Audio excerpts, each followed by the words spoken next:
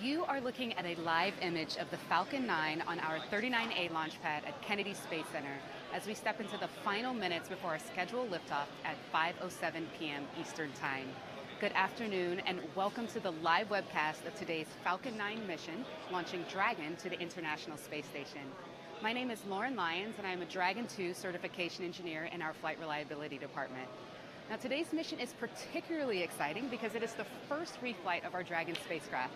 The Dragon flying today originally flew on the Commercial Resupply Services mission number 4, or CRS-4 for short, and it's back again for today's CRS-11 mission to the International Space Station.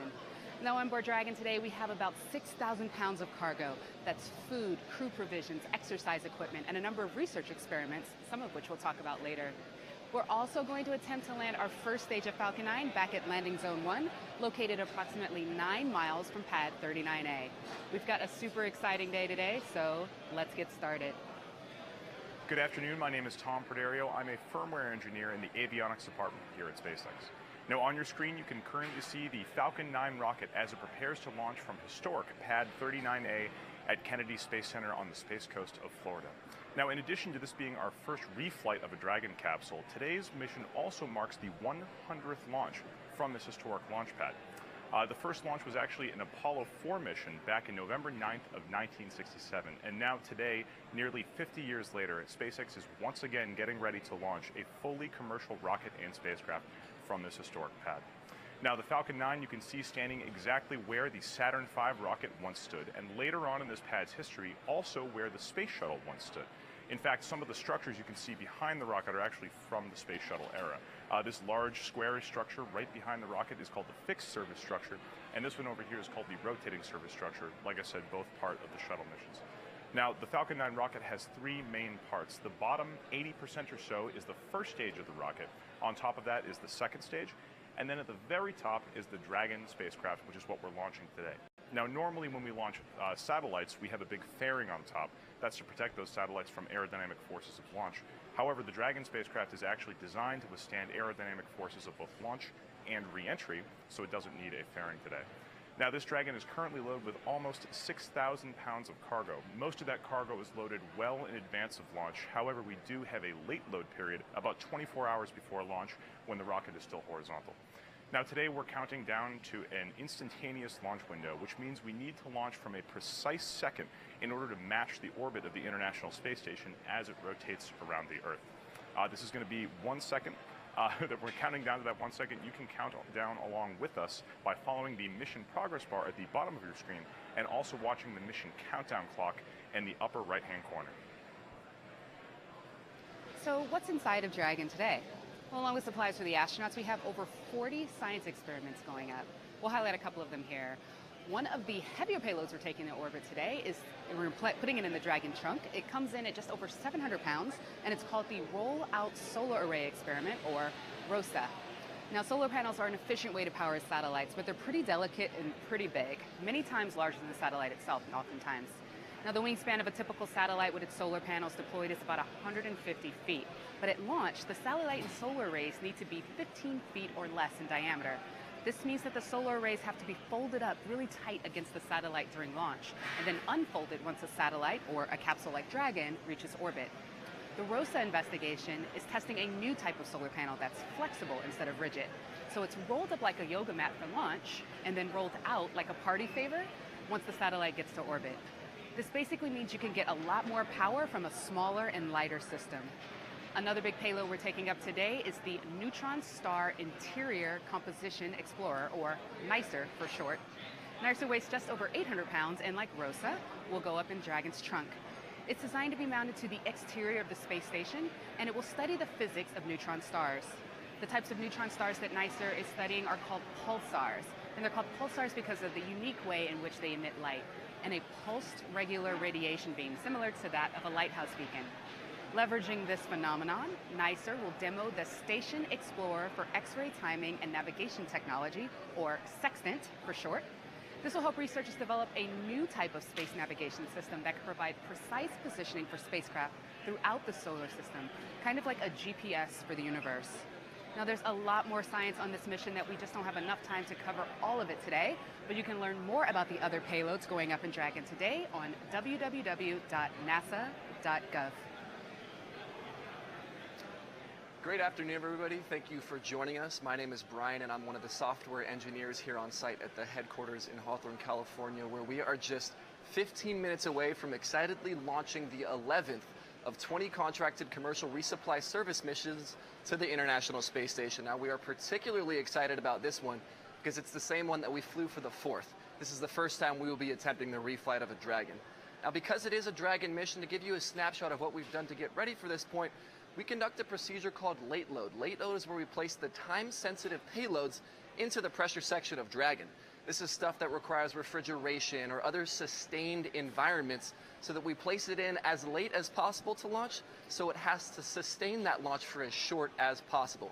This occurred when Dragon and Falcon were in the horizontal position on the pad, and then we buttoned up the side hatch, closing off Dragon for the last time until it's opened through the forward hatch by the astronauts on board the space station. Now, after late load was completed successfully, we went vertical based on being mounted on that strong back, that transporter erector you see there on the side, into this vertical final configuration for flight position that you see it in now. Now, that happened at about T-minus 10 to 8 hours or so, and then we stepped into preparations for the next major milestone, which is the loading of propellants and pressurants onto Falcon. Now, we have two propellants on board. That's the fuel and the oxidizer. The fuel being RP1, which is basically just kerosene at a space grade, and then the oxidizer being liquid oxygen. And then the pressurant is gaseous helium. We load over 1 million pounds of those three substances combined, so it takes quite some time. Now, that started at about T-minus 45 minutes, and now here in these last minutes as we enter the final 10, we do what we call engine chills and then top-offs to make sure that we're finally ready. Now, we reached the final flight pressures for stage 1 at about T-minus 1 minute, and then second stage just thereafter. So that's a bit about Falcon. Let's shift gears here for a minute and learn what it takes to refurbish a Dragon. CRS-11 is a unique mission. It's going to be the first time we are reflying a Dragon capsule. Reuse is super important to reduce the cost of access to space. Imagine if every time you've flown an airplane from Los Angeles to New York, they just threw away the airplane. Your plane ticket would be super expensive and very few people would be able to travel. So we want to change that. We want to reduce the cost of access to space, and this is especially a technology we need to enable travel to Mars and back. SpaceX and NASA have worked hard together to ensure that this flight will be just as safe as the first time we flew this vehicle in CRS-4. There are two main aspects to the reuse process. First is qualification. We have to ensure that every piece of hardware on the vehicle can withstand multiple flights. So what we do is we take a dedicated unit. So for example, a motor that would normally only be on for 30 days for a single mission in space, now for 3 flights has to be able to withstand 90 days on in space. So we have to do significantly more testing here on the ground to prove that that motor will survive 3 flights worth. The second part is ensuring that all flight hardware is recertified for its next flight. So this is looking at what do we have to do to every single piece of hardware on the vehicle to make sure it is good for the next flight. One of the key parts of the reuse process has actually been NASA. They've been a great partner through this whole process, providing us with guidance and lessons learned from shuttle. So they have been pivotal in getting us to the point we need to today to refly this capsule. As we talk about reusing a Dragon spacecraft, it's important to remember that the Dragon actually has 2 distinct parts. The first part is this capsule. This is the conical shaped structure at the very top of the rocket. This is the part of the capsule or the part of the spacecraft that actually attaches to the International Space Station, allows astronauts to go inside and retrieve all the cargo that we're sending up. Because it's pressurized to allow for this, we typically send any cargo that needs to be pressurized inside the capsule. This includes things like food, water, medical supplies, and any types of science experiments that the astronauts are going to be doing inside the space station. The second part of the Dragon spacecraft is the trunk. That's the cylindrical section just below the capsule. In addition to holding the solar arrays for the Dragon, this is also used sort of like you'd use the flatbed of a pickup truck for large, bulky items that don't necessarily need to go inside. For instance, we usually take anything that needs to go in the exterior of the space station, things like spare parts for the structure, or any science experiments that were designed to go outside and operate in the vacuum of space. Now, this Dragon currently has 6,000 pounds of cargo. Once it finishes delivering all of those to the International Space Station, this entire spacecraft will separate from the ISS, and then the trunk and the capsule will separate, Only the capsule returns to Earth, which is why we're reusing the capsule today. Now, after the launch today, Dragon's journey to the International Space Station is really just beginning. It doesn't go straight to the ISS. It has to take a long series of 36 hours over which it performs a series of burns. It's a little counterintuitive to imagine because the International Space Station is circling. You can actually visualize it with this animation right here. If you zoom in on that circular orbit really close, you can imagine it kind of being like the ISS is flying in a straight line as the Earth rotates underneath it. Once that Falcon 9 launches from Cape Canaveral, those Dragon spacecraft will separate from the second stage once it's hit its intended parking orbit, and the Dragon will execute a series of stop-go burns called circularization and height adjust burns. You can see them here. Imagine it as sort of like a staircase going over and up, getting closer and closer to orbit match to the International Space Station. Once it gets close enough, the station's robotic arm reaches out, grabs it, and brings it in for a berthing. Like we were saying, this takes about 36 hours after the end of the launch, so we'll be keeping you up to date as Dragon gets closer and closer to the ISS. But for now, this rocket needs to get off the ground. Let's watch it as it counts down to the T-0. Today we'll be attempting to land Stage 1 back at Landing Zone 1. Our last landing in LZ-1 was our NROL-76 mission just over a month ago. Now, there are benefits to landing at Landing Zone 1 as opposed to the autonomous spaceport drone ship, which is out in the Atlantic Ocean or Pacific Ocean, depending on which site we're launching from, when the trajectory and primary mission requirements allow for us to do so. For one, it's not a moving target. It's right there on land. It stays in the same place all the time. Second, there is no prep in the beginning of the landing, or not as much prep at the landing zone as there is for the drone ship, because we don't have to send the drone ship out into the middle of the ocean in advance of the launch. There's also less time exposed to the elements because we're not bringing it back from the ocean back to the port and exposure to all that salt water and all that sea air. And also leads to faster recovery operations. By landing right at the Cape, we can more quickly step into post-flight inspections and refurbishments. Now, with today's flight being to low Earth orbit, we are flying a trajectory that requires less performance from Falcon 9 than our geostationary transfer orbit missions do. And because of this, we'll have enough fuel left over after stage set to perform that boost back burn and redirect the booster all the way back to Cape Canaveral instead of landing downrange on the drone ship. So what are we going to see as we fly back? That's the big question. Everyone loves those awesome camera views. Well, our views are very much dependent not only on our trajectory, but also, funny enough, on the human operators that literally hold the cameras and track the vehicle. So while the views could be different from landings past, we should still get some pretty cool footage. And if we get that Falcon 9 onboard footage at the conclusion of that landing burn, you know, when we're looking down on the Falcon 9 down at the ground, we might just catch a peek of the brand new paint job down at LZ-1. But we are not there yet. Falcon 9 is still on the pad, and Dragon is still stacked up on top, and we're at 39A, still stepping into that terminal count. So let's check in for a status update.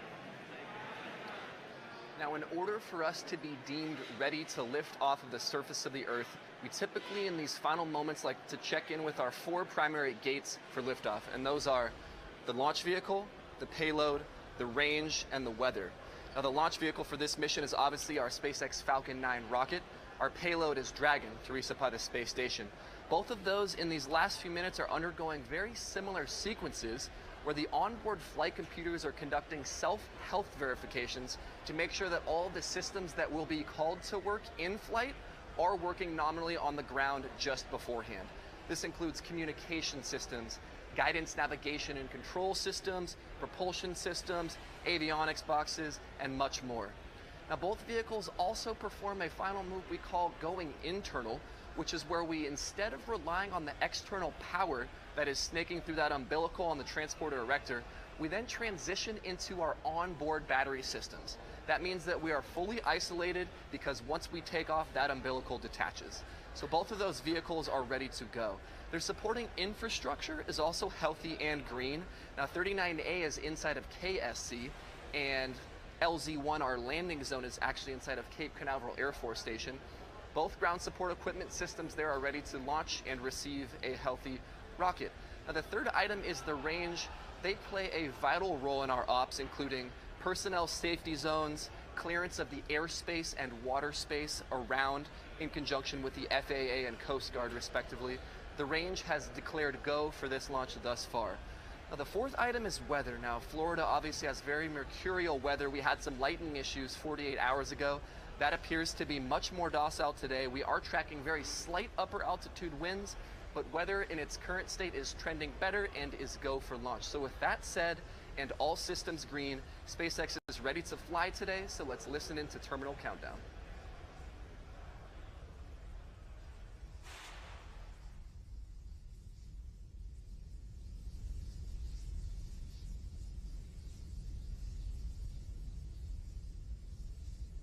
Cradle's coming open.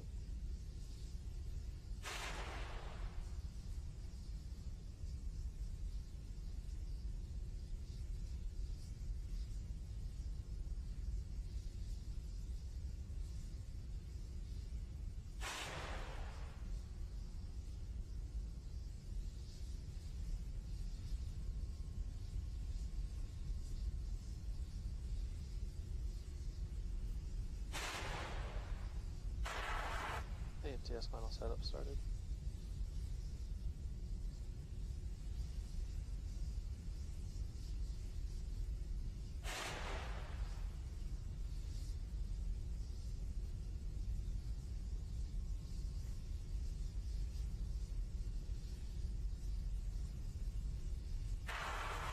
Stage 1 launch says slow down.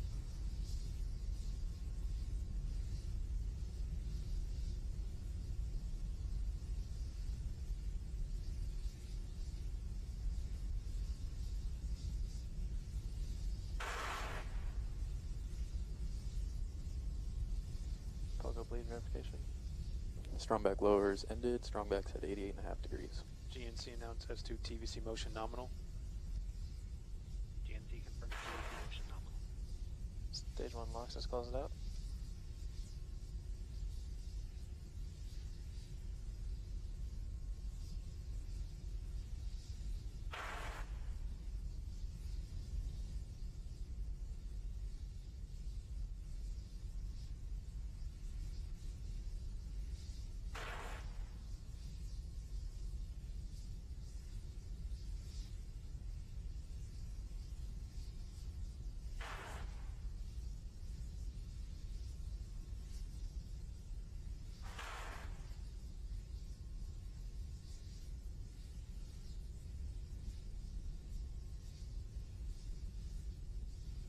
Stage 2 locks closed out.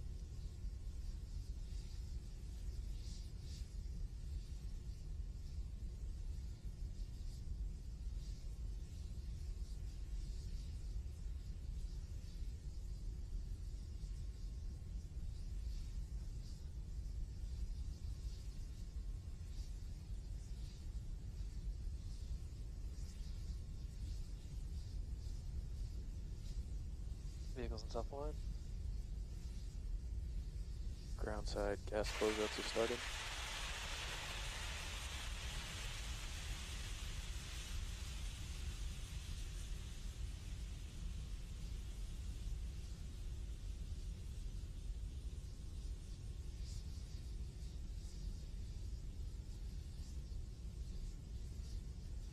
FTS announced AFTS is ready for launch. AFTS is ready for launch.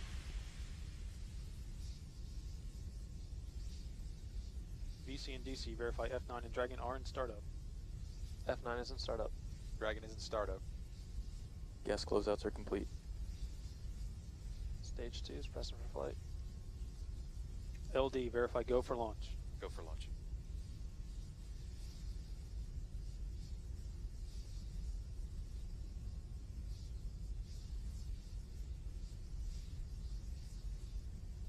T-minus 30.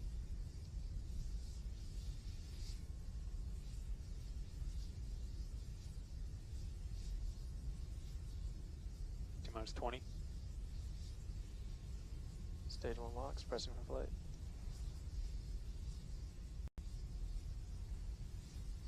T-minus 10, 9, 8, 7, 6, 5, 4, 3, 2, 1. We have liftoff of Falcon 9. Falcon 9 is clear to balance.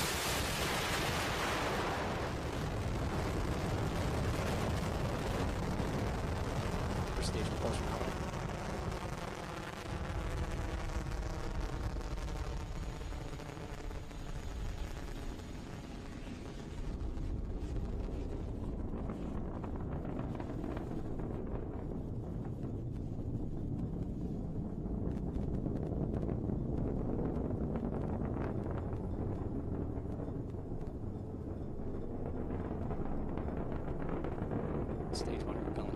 Ignition active. Falcon power telemetry on.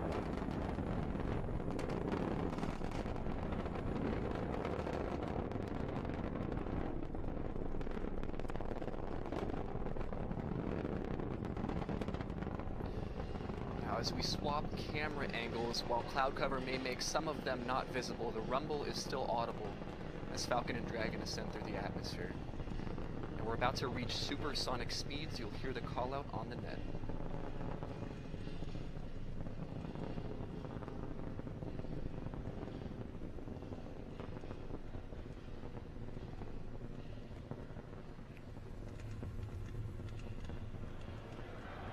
And that chill started.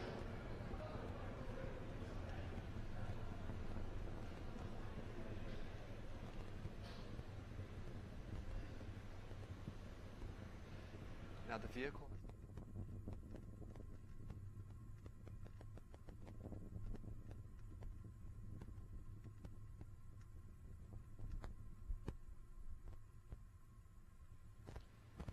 Now the vehicle has gone supersonic, which means that it's traveling faster than the speed of sound, greater than Mach 1, which at that altitude is about 750 miles per hour. We have also passed Max Q, which is the maximum dynamic pressure that we will experience. From here on out, it's less and less loads on the vehicle as we continue to ascend. Now we're going to come up on 4 events in rapid succession. We'll let those happen and then I'll briefly discuss what they were. But those are MECO, stage separation, second engine start, and then the boost back burn.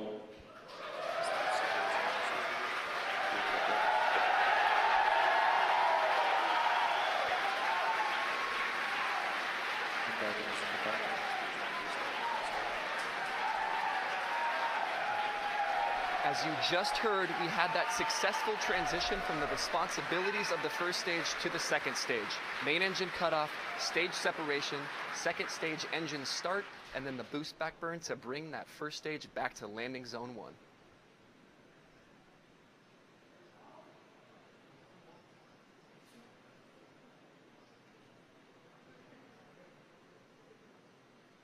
Stage 2 propulsion nominal.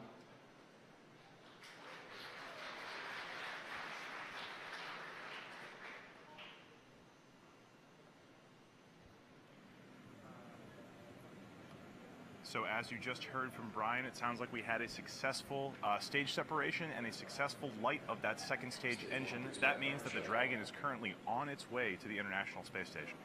Now coming up soon, we're going to have a few events coming up in quick succession. We're going to have the nose cone of Dragon deploy. That's at the very top of the spacecraft, protecting it from the aerodynamic pressures and forces during ascent. Once we get into the vacuum of space, we no longer need it, and it's just extra mass, so we will jettison it. After that, the second stage burn will come to a conclusion, and shortly thereafter, Dragon will deploy. Once Dragon is off on its own, the first thing it does is it's going to extend its solar arrays so we can start gathering that solar energy in preparation for its trip to the International Space Station. Once it has power, it'll also prime its propulsion systems. Dragon has 4 independent propulsion modules, and each of them is capable of thrusting it towards the International Space Station. Shortly thereafter, the GNC bay door will begin its opening. That's guidance, navigation, and control. Bay door will open, and inside of that are all of Dragon's sensors that help us know where it is and help it find the International Space Station. It'll then begin to perform those height adjustment maneuvers and co-elliptic burns that Tom talked about earlier in order to get it up to the exact location at the approach ellipsoid at the International Space Station to begin that process where the Canada arm will begin to grapple the Dragon spacecraft. And then this is all going to happen over the course of 36 hours from today. Dragon has a long way to go after it separates from that second stage. However, right now, you can see on your screen on the right is that second stage engine nozzle currently burning and thrusting Dragon into a higher orbit. On the left is the first stage. You can see those grid fins deployed. That first stage is currently guiding itself down towards landing zone 1 in Cape Canaveral, Florida. So we have about 1 minute until our entry burn is going to begin. Now that burn is intended to slow the vehicle down as it re-enters the atmosphere. If you come in down at those super high speeds, you're going to break up the vehicle. So we got to slow it down so that it can actually guide itself more precisely to the location back down at LZ1. Once it gets closer, it'll begin that landing burn, which is the final burn in the 3-burn recovery sequence, where the center engine E9 will ignite and slow the rocket all the way down to 0 velocity. You can currently see the cold gas thrusters in the left side of your screen. Those are helping to right the vehicle as it gets down further and further into the atmosphere, make sure it's pointed in the correct direction. And then once it gets into the atmosphere, those grid fins are going to start turning, maybe only a little bit, to help guide it through the air as it gets down towards LZ1. Now, as we get down to LZ1, we have that onboard Falcon camera, and we have that entry burn coming up in a few seconds. You can probably check it out here. Look on the right, you can see the first stage coming back, and that entry burn has begun.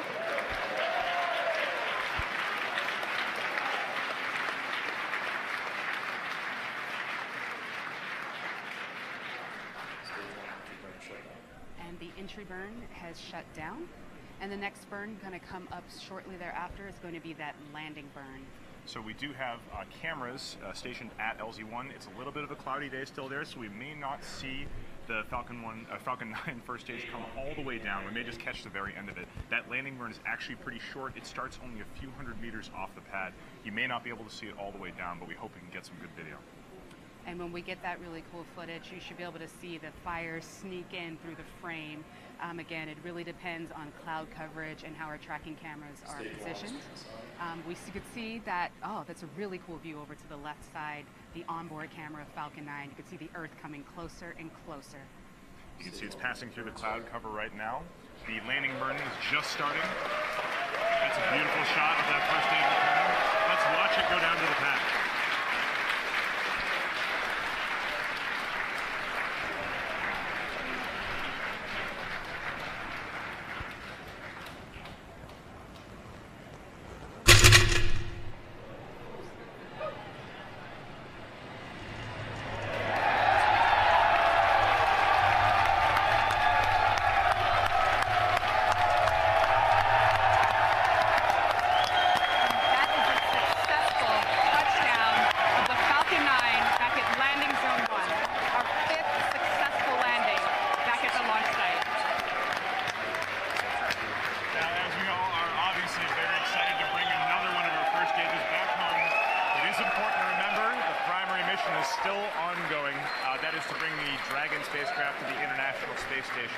Let's get a status update on how our primary mission is doing.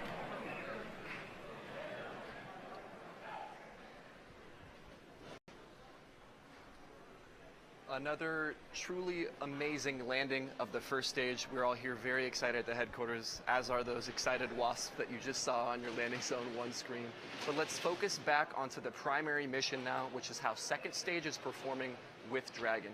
Now, second stage follows a very different burn profile than first stage. First stage has 3 burns: the boost back burn, the re-entry burn, and then the landing burn. Second stage only has 1 burn before it actually departs from Dragon. So we're about to come up on that event here in about 30 to 60 seconds or so, and we call that SECO number 1, which stands for second stage engine cutoff number 1. We'll follow through and listen into that, and then we'll discuss the events that will occur thereafter.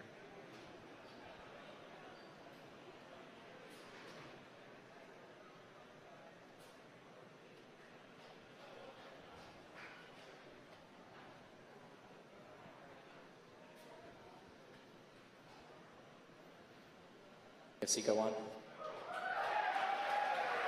SECO 1 as the glow of that MVAC-D engine fades. Now the next major milestone, now that second stage has stopped burning, is separation from Dragon itself. It was burning for about 6.5 minutes to get us into the orbit that we need to fire our pyrotechnic devices and gently push Dragon away so that it, as a self-sustaining vehicle, can continue on to the International Space Station of its own accord. So let's listen in for separation of Dragon from second stage here in a moment.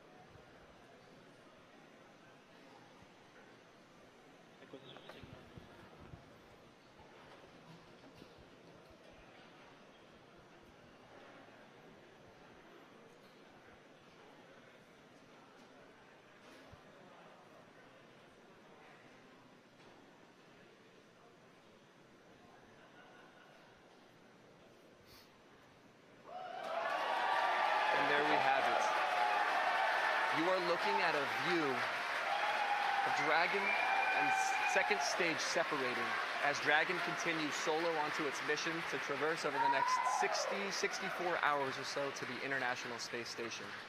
Now, it's worth reiterating what Dragon's going to be doing over the next few hours. The very first thing we do now that we are separated is we prime the propulsion system. This is when we open those pressurant valves and enable us to fire our propellants so that we can readjust and orient our position out in space. We need to do that so that we can point at the tracking and data relay satellite system first. Once we acquire those ground stations, we can confirm communication with Dragon, which opens the door for all of the events that follow. Now, after we establish TDRS, we do an event called Solar Array Deployment. As Tom mentioned earlier, the solar arrays unfurl from the side of the trunk after their fairings are released. They are doing that so that we can recharge from energy harvested from the sun so that our onboard batteries will last this multi-day journey up to the space station. That solar array deployment occurs at about T plus 10, 11, 12 minutes or so that will come up soon, and we will provide coverage of that deployment. Now, after we close out the webcast, a few events will happen thereafter, and they are worth noting, and that is the opening of the GNC bay door next at about T plus 2 hours. GNC, as Lauren mentioned, stands for Guidance, Navigation, and Control, and that bay houses all of our sensors that we need for close proximity ops with the International Space Station. LiDARs, laser detection and ranging, thermal imagers, GPS units, star trackers, etc., so that Dragon continually knows both where it is and how it's oriented. That's very important once we get close to the ISS. Now, after that GNC bay door opens at about T plus 2 hours, we then begin those slew of burns, the height adjusts and the co-elliptic burns that we need to go all the way up to the International Space Station as we inch closer and closer along that staircase to the International Space Station. Once we're there, we berth, we get captured, the astronauts offload all the cargo, we stay up there for about a month, and then we return about a month later with return cargo, splash down with attempts to refly that same Dragon again later at some point. So now we're coming up on Solar Array Deploy, that event that I mentioned a few moments ago, so let's watch that now.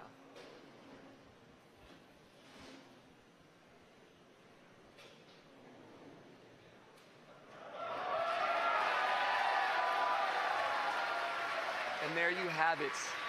As the wings of Dragon extend slowly out from the passive springs from the trunk so that we can harvest energy from the sun over the next 2.5 days as we journey up to the space station. It has been a wonderful timeline so far for this very first reflown Dragon.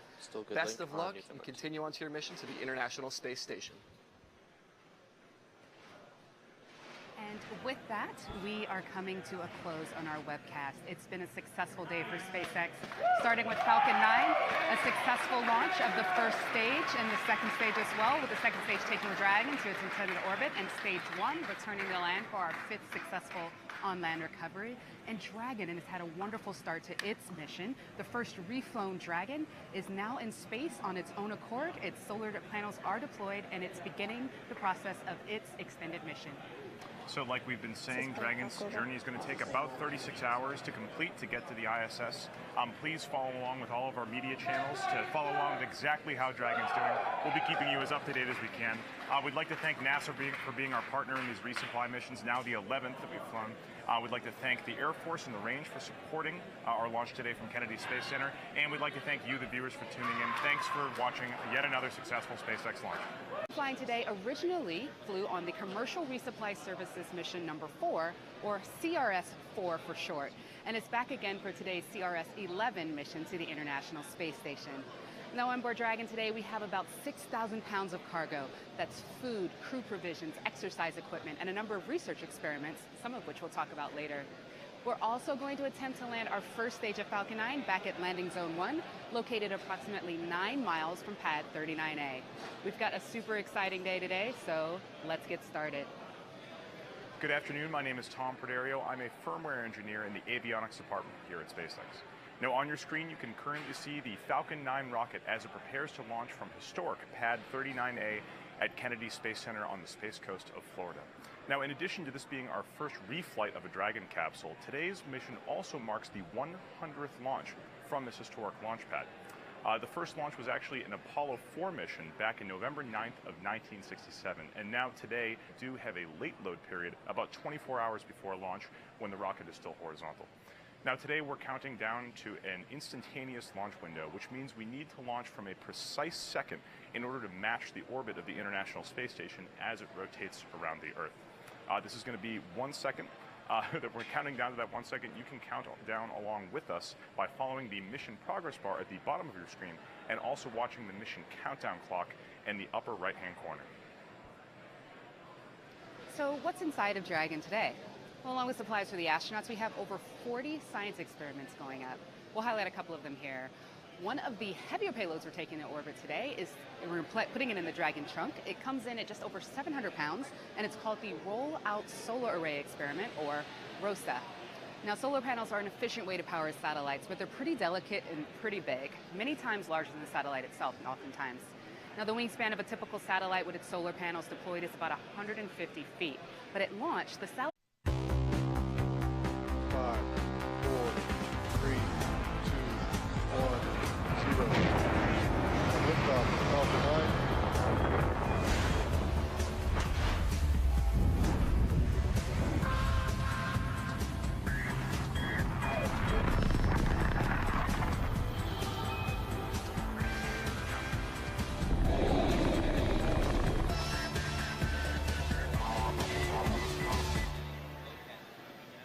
You are looking at a live image of the Falcon 9 on our 39A launch pad at Kennedy Space Center as we step into the final minutes before our scheduled liftoff at 5:07 p.m. Eastern Time.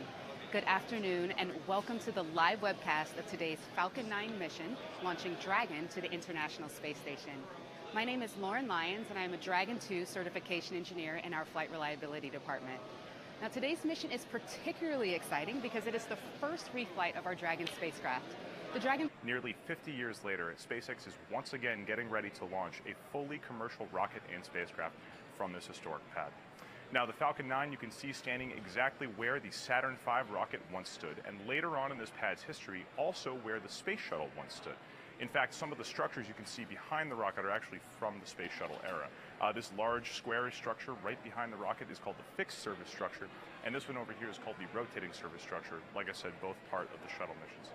Now, the Falcon 9 rocket has three main parts. The bottom 80% or so is the first stage of the rocket. On top of that is the second stage. And then at the very top is the Dragon spacecraft, which is what we're launching today. Now, normally when we launch satellites, we have a big fairing on top. That's to protect those satellites from aerodynamic forces of launch. However, the Dragon spacecraft is actually designed to withstand aerodynamic forces of both launch and re-entry, so it doesn't need a fairing today. Now, this Dragon is currently loaded with almost 6,000 pounds of cargo. Most of that cargo is loaded well in advance of launch. However, Satellite and solar arrays need to be 15 feet or less in diameter. This means that the solar arrays have to be folded up really tight against the satellite during launch, and then unfolded once a satellite, or a capsule like Dragon, reaches orbit. The ROSA investigation is testing a new type of solar panel that's flexible instead of rigid. So it's rolled up like a yoga mat for launch, and then rolled out like a party favor once the satellite gets to orbit. This basically means you can get a lot more power from a smaller and lighter system. Another big payload we're taking up today is the Neutron Star Interior Composition Explorer, or NICER for short. NICER weighs just over 800 pounds and, like ROSA, will go up in Dragon's trunk. It's designed to be mounted to the exterior of the space station, and it will study the physics of neutron stars. The types of neutron stars that NICER is studying are called pulsars.